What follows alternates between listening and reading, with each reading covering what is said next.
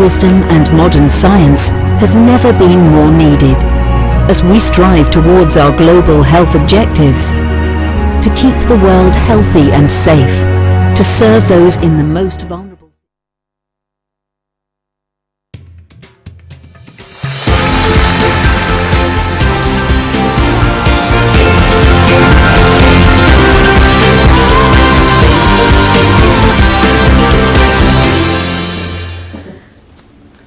Welcome, it is 7:30 in the evening in India and we are back again with a spotlight on G20. Our lens today is on digital economy under the ambit of G20. Before we come to India's priorities as G20 chair in the realm of digital technology, I have a question for you.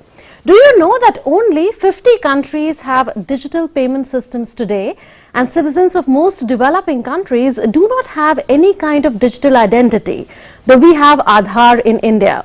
Now, since India is seeing a digital revolution and has also helped countries during the COVID-19 pandemic through digital solutions like COWIN, which it is using for implementation of its COVID-19 vaccination drive, on India at G20, we ask today, will India's G20 president take its digital revolution to those low and middle income countries that are grappling with a huge digital divide even today? I'm Manu Bhattacharya. Let's get straight to the story of India's socio-economic transformation driven by the power of digital technology and digital access, and the opportunity that being the president of G20 presents to India to share its experiences and best practices with the rest of the world.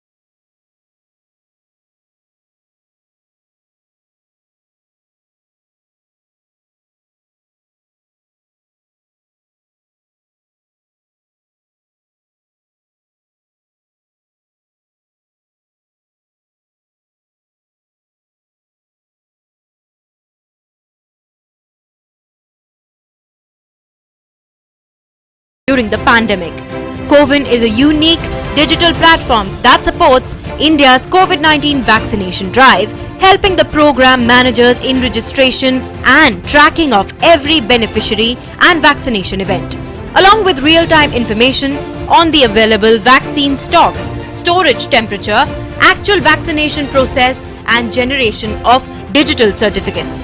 The system ensured no scope for favoritism, VIP culture or jumping the queue. India used COWIN, an open source platform, for its people and extended it as a digital public good to the world. Now COWIN platform is being integrated with Ayushman Bharat Digital Health Mission, the backbone of India's digital healthcare system. As a result of that, doctors and medical professionals may soon be able to manage appointments and maintain patient records over the vaccine platform. At the Bali summit, the PM also expressed concern over the digital divide at the international level. He noted, "In India, we are making digital access public, but at the international level, there is still a huge digital divide. Citizens of most developing countries of the world do not have any kind of digital identity. Only 50 countries have digital payment systems." Setting the ball rolling on India's G20 engagements in the realm of digital economy, Wednesday saw Union Minister of Communications, Electronics and IT Ashwini Vaishnav launch the G20 Global Digital Innovation Alliance and Stay Safe Online campaign.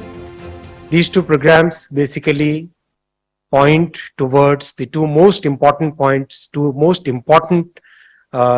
threads that we are facing in the digital world today: cybersecurity and the great potential of our startup. This G20 will be presenting our India's philosophy to the world, the philosophy of one earth, one family and one future, which is a very inclusive way of thinking, which is a very humanitarian way of thinking, which is a way of thinking which believes in the oneness of the entire humanity.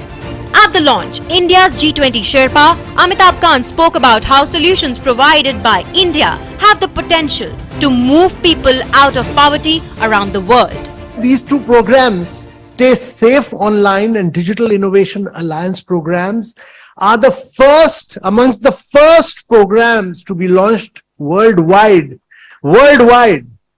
by G20 as a G20 initiative by any ministry. India's digital model is very unique. It's based on this public tracks on top of which private sector innovates. These are open source, these are open APIs, they are interoperable. So as this model of India spreads across the world, I think one of the key things will be how do we make people stay safe online? And that is that everyone must have the awareness and the tools to stay safe online.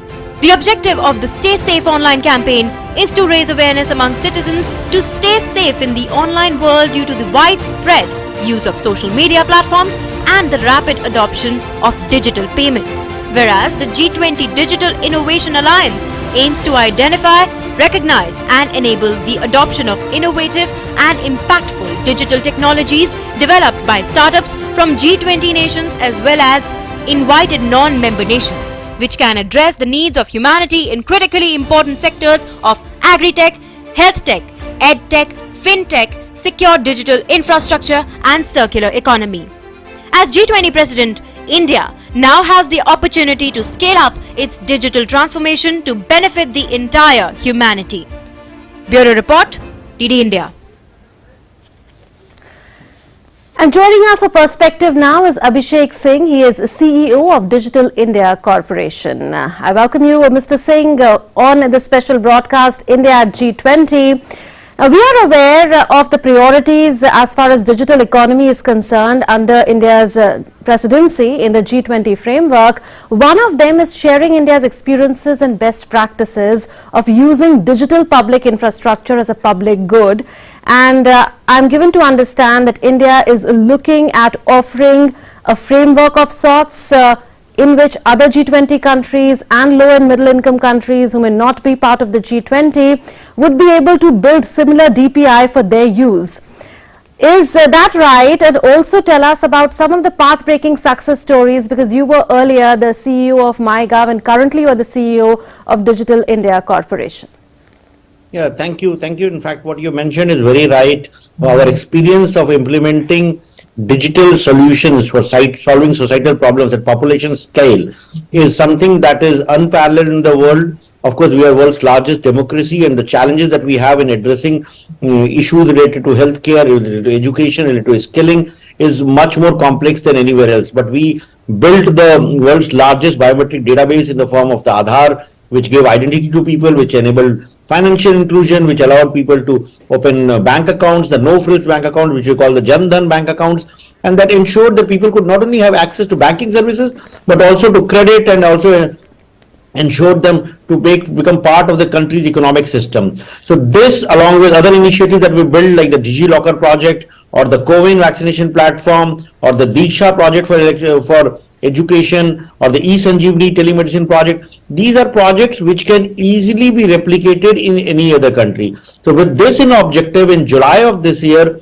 our Honorable Prime Minister launched the India Stack.global, which is like one portal which is available in all 6 UN languages, whether it's Spanish, Russian, French, or Arabic or Mandarin. Is available in all UN languages, and that gives a window to any country which is looking at studying or examining these solutions. And then we've also been conducting India Stack workshops, in which tech leaders from across the world join us and learn about these projects. So given the G20's presidency, it's an opportune time for showcasing these solutions to the global community and ensuring that any country which is interested in replicating, say, a UPI or an Aadhaar kind system, or a eSanjeevani telemedicine solution, or a Diksha solution, can get in touch with the actual implementers of these projects, learn about them. Our Prime Minister has directed us to make all solutions open source and offer it as a digital public good to the global community at large. We already have a lot of interest from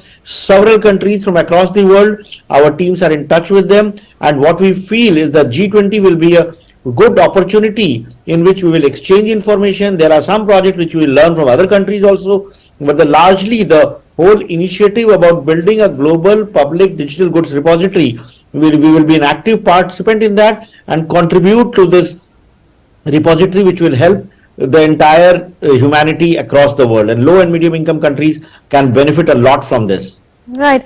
Mr. Singh, taking off from where you left, share with us some of the experiences as far as sharing India's success stories with the world is concerned. You mentioned the COWIN platform, for instance, and that was made an open source platform as well, like so many others. And the know-how for COWIN, which is the platform through which India has been carrying out the world's largest COVID-19 vaccination drive, was made available to countries that were interested, free of cost. So how many lives has that impacted? Because we are aware of the kind of impact that COVID-19 has had on lives, and making a vaccination administration platform, so to say, widely available would have made a huge difference, isn't it? Yeah, it has. It has. In fact, in India, it has transformed the way we have addressed the vaccination challenge, because the vaccinating 1 billion people was a huge challenge, especially when we had 2 different vaccines, when the time interval between different vaccines was different, because most people tend to forget what vaccine they had taken, when is the next dose due, when they have to take the precautionary dose or the booster dose. So it required a tech platform, and this tech platform was developed by our tech teams in very short time. The National Health Authority led it, and it helped in addressing the vaccination challenge. And now the same platform is being repurposed into becoming a universal vaccination platform. So just like we were able to track the COVID vaccination, we will be able to track the BCG vaccines, DPT, polio, measles, rubella. So the entire vaccination program will be offered on this. And this will also give immense use to the global community. Right, we'll come back to you. Also joining us is Dr. R.S. Sharma, CEO of National Health Authority. Mr. Sharma, we were discussing the COWIN platform and how it's impacting various countries and billions of people around the world. Share with us some of your experiences of how countries and people have been impacted, how India helped countries in distress through the COWIN platform. No, I think Abhishek, the last sentences which I heard from Abhishek, I think he has explained it very well, that the COWIN platform basically created a very, very democratic architecture where, in a country like India, if you did not have a technology backbone to ensure, to do the vaccination, there would have been a huge amount of confusion because of the different literacies, standard, different diversity, diverse country. It would not have been possible to really monitor each and every person's, vaccination status, number one. Number two, it would not have been possible to bring about portability into the system, which means that you can have first vaccine dose in Trivandrum and second one at Delhi. Those kinds of things would not have happened. And COWIN platform made everything possible. It basically provided interoperability because we initially itself we published the API standards, and that resulted into a large number of players, connecting to our platform. So people did not have to download any specific applications, whether they had a Paytm or they have some other application. As many as 150 applications are connected with us. So we created a platform which is based on open standards, open APIs, and even open source. And that being the case, we were able to track and trace almost everybody's, vaccination status. We were able to download, everybody was able to download the certificate, which is digitally verifiable. So I think all this has given us a huge kind of experience in developing a digital technology platform for a population scale of 1.3 billion. And now, as Abhishek rightly pointed out, we are now repurposing it not only as a universal vaccination platform, but also we are now creating a free HMIS for doctors, where a small clinic doctors can use that to publish their calendars of availability, also can create prescriptions and stuff like that. We are also repurposing it for even the blood banks and also for donor, the organ donation platform. And as our Prime Minister, we had a digital conclave on 5th of July last year. Yes. And there, as many as 147 countries participated in that. And our Prime Minister made the announcement that it is now we are giving to the world as a gift, as a digital public goods. And one country has already signed, and many countries are in the pipeline to sign the MOU to get the open source version of the COWIN platform. Absolutely. So India is repurposing the digital innovations it had come up with during the COVID-19 vaccination drive. Particularly, you're telling us about how this is being integrated, COWIN is being integrated with the Ayushman Bharat digital health mission. Mr. Singh, another priority other than sharing India's experiences of using DPI or digital public infrastructure for public good is also securing cyberspace. So I understand that there will be discussions on challenges in the security domain, digitally speaking, and also curating solutions for any future threats. We are aware of the kind of cyber attacks that have been happening. For instance, the AIIMS hospital was also a victim of a cyber attack. So tell us more about what to expect under India's presidency on that. Also, is the Stay Safe online campaign launched by MeitY yesterday a part of that? Yes, in fact, cybersecurity is one of the key pillars in our entire digital transformation strategy, and more so for the G20 conclave that we are happening. So the Digital Economy Working Group, which will focus primarily on digital technologies and how they impact humanity, there are three key verticals there, where of course the first one is digital public infrastructure, about we are just talking, and the second one is of course cyber security, and third is digital skilling and future of work. So cyber security remains a concern for not only India but the entire global community, because as we go online, as we do digital transactions, the risk that is there for attacks on critical infrastructure at the government level at one hand, and for the citizens on the other hand, that they can be prone to phishing, they can be prone to physical crimes, they can be prone to harassment, bullying, sexual crimes. All of these become a threat. So towards this objective, India has had a lot of experience. So we are one of those countries which is probably subjected to the most number of cyber attacks from our friendly neighborhood countries. So we have had our CERTIN and our cybersecurity coordinators. This entire office have got a lot of expertise in handling with that. We work very closely with the global countries which are also subject to such programs, and G20 will be an opportunity to exchange notes, to strategies, and what all can be done to ensure that we remain secure. The second campaign that we launched yesterday along with the Digital Innovation Alliance was on Stay Safe Online, because as we use more and more apps, more and more technologies, we do financial transactions, it's very, very important to ensure that every citizen, and not only of India but the entire global community, knows the risks which are there, what to do, what not to do, what happens when you scan a QR code, whether money is debited from your account or money is credited, what are the risks with not having a secure password, how to handle OTPs. So these are things which which will be shared across social media and across all platforms. And this Stay Safe Online will be a crowdsourcing mechanism also to get to know from like how various citizens in various countries, they are staying safe online. And when people start sharing this on the social media with the hashtag Stay Safe Online, the best techniques of staying safe or preventing bullying or preventing stalking or preventing any child pornography or any kind of thing will be made available to the global community. And G20 will become a great platform to share the best practices in which we can secure our cyber infrastructure, as Right. also ensure the citizens are made aware for staying safe online. Dr. Sharma, in 2019, as far as the G20 summit is concerned, India, South Africa and also Indonesia did not sign the Osaka Declaration on cross-border data transfers. There has been a lot of concern over the years worldwide on personal data protection, but now a personal data protection framework or law is in the pipeline. So do you think that India will be articulating its stand this time around during the summit? Absolutely, but I will not be kind of risking the, how the bill will become a law. I understand, yeah. Time. So therefore, I will not say much about that, but let me add that the current form of the personal data protection bill, which is there, I had an occasion to go through it, and I find it to be extremely well articulated bill, which basically strikes a balance between the privacy, safety, security, and also the responsibility of various players in the digital ecosystem. So I think it's a very balanced kind of articulation of our policies.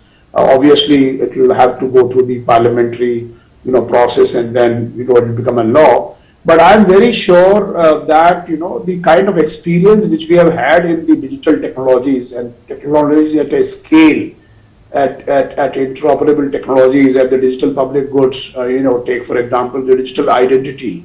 Now, digital identity is extremely unique in the world, in the sense that it is not only kind of unique identity, it also provides the authentication services. And as you know, we have done about 71 billion authentications thus far in the last 8 or 9 years that Aadhaar has been in existence. And we have used it for multiple type of service deliveries. Similarly, in the UPI, we have had about 7 billion transactions last month. So I think, and again, now we are, using it for various other domains, which is basically the health or digital commerce. For example, we have the open network for digital commerce. We have the Ayushman Bharat Digital Mission, which again seeks to leverage these foundation building blocks and also build on top of that. So I think this is actually a very, very unique experience and an extremely unique way of doing things, extremely democratic, extremely open, and extremely based on open APIs. So it is essentially we create the framework and the rest of the ecosystem partners, they basically build solutions and also innovate around those things. And that model is actually extremely efficient model in the sense that it actually utilizes the scalability of the government system or framework and also the innovation and agility of the private sector.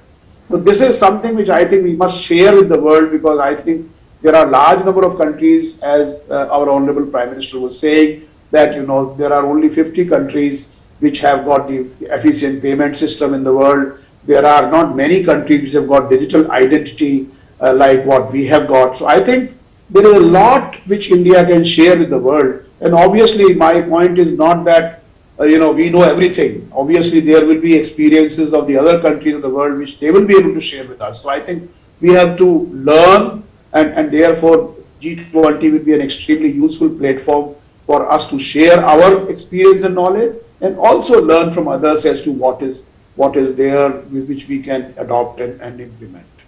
Mr. Singh, the third priority is building a digitally skilled global workforce.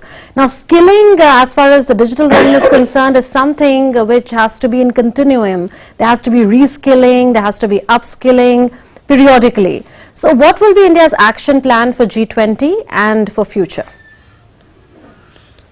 India is regarded as one of the major IT trained workforce suppliers in the world. Like most countries in the West and across the world depend on Indian companies on one hand, and number two, IT trained personnel from India who run their IT projects. So we have a huge kind of strength in this sector. And when it comes to the future of work, especially with technologies like artificial intelligence and all coming in, there will be a massive need to upskill and reskill the entire workforce. Well, many of the jobs that we know, as we know today, they might become redundant, but many more job opportunities will come in. So we do have some experience of implementing this. The Future Prime Skills platform that we runs programs and runs training sessions in all the emerging technologies, whether it's IoT, blockchain, artificial intelligence. So this experience of running that, plus flagging it as an important concern from the world and learning from other countries with regard to how they are tackling this, how they are addressing the issue of digital skilling, how we can ensure that the students and the youth in the tier 2, tier 3 cities can also benefit from the revolution that's coming in with data science and artificial intelligence. So this will be our focus area. There are many countries who have done very well in this field. So we will share what we have done. Plus, at the same time, we will learn from what other countries have done and how they are addressing the challenges of future of work, how they are addressing the challenges of skilling, reskilling, upskilling. Dr. Sharma, very quickly, how relevant do you think is the G20 Digital Innovation Alliance as far as bridging the global digital divide is concerned? Absolutely, it's very, very critical, very important, because as again the Prime Minister was saying, that there are many which actually do not have a serious problem of digital divide, and our country is no exception. I'm not saying that, only thing is that we have been able to resolve that digital divide on the basis of an inclusive digital technology solutions which we have given. For example, in COWIN, again going back, while people were making registrations and getting online appointments, there were other people who were just going, walking into the vaccination centers and getting the jabs. And they were also becoming digital thereafter. Their whole transaction was becoming digital. Right. So basically, I think digital divide is a serious problem in the world. And I think some of the technologies and some of the philosophies behind technologies, because understand there are technologies and technologies. There are technologies, which create monopolies. For example, look at the social media, look at the other, kind of technologies. They create monopolies. That winner takes all is actually the dominant kind of theme which has been there in the digital world thus far. What India has done is breaking that, broken that thing, and that has happened because from a platform approach now we are going to what is called a network approach, and that network approach basically becomes a very, very democratic way, reducing the entry barriers, and therefore works in the way of reducing the digital divide also in the world. And I think that is something which is very, very important. The digital alliance is extremely important in that context, where we will be able to share some of our experiences, and again will be, again as I said, we will be able to learn from the world also. But I am very sure, I have kind of interacted with many countries in the world, especially COVID. And I realized that, the kind of structure and the kind of unique architecture which India has built for its digital public goods is really the one which will break the barriers of the silos and break the barriers of entry barriers and become highly democratic infrastructure. Absolutely. So India will be taking its digital transformation success story to the world, and this is going to be a mutually learning experience as well. Thank you so much, Mr. Singh and Dr. Sharma, for joining us with your insights on India at G20. Thank you very much, Murmur. Thanks. Pleasure. And with that, we come to the close of this edition of India at G20. Thanks for watching.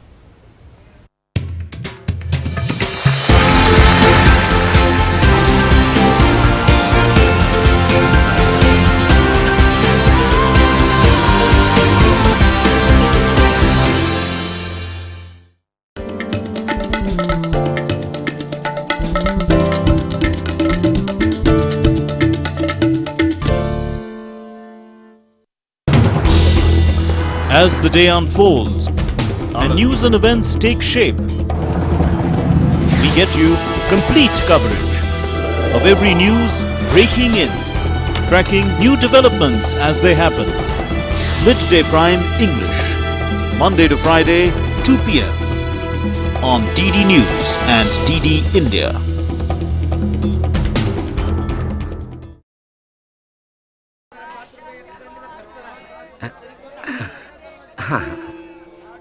जैसे सही वजन से ग्राहक होते हैं खुश, वैसे ही सही सुरक्षा से परिवार होता है कल की चिंता से मुक्त। इसलिए मेरी मानो, आज ही जुड़िए प्रधानमंत्री जीवन ज्योति बीमा योजना और प्रधानमंत्री सुरक्षा बीमा योजना से, जो देती हैं 2-2 लाख रुपए का बीमा।